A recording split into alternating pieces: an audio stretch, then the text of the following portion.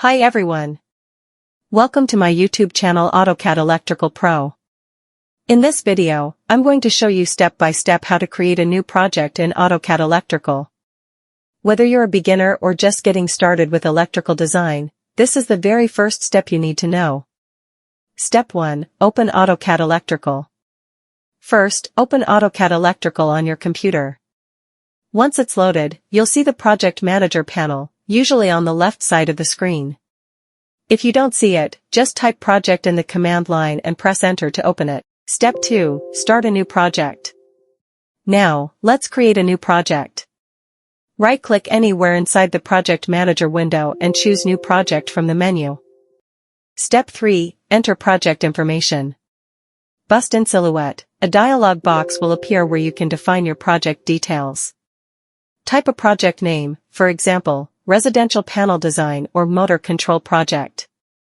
Add a description if you want. This helps you identify the project later. And choose a project location folder where all your drawings and settings will be saved.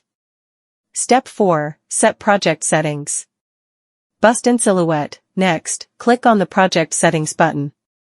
Here you can configure important details like Drawing Template for consistent title blocks, default wire layers and styles, component tagging format, and the symbol library standard you'll use, like IEC or JIC.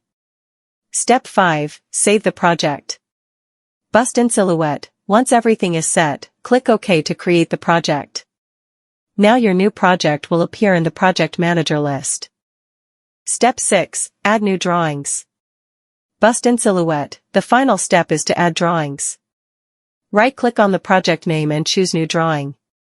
Give it a name, and it will automatically be added under your new project.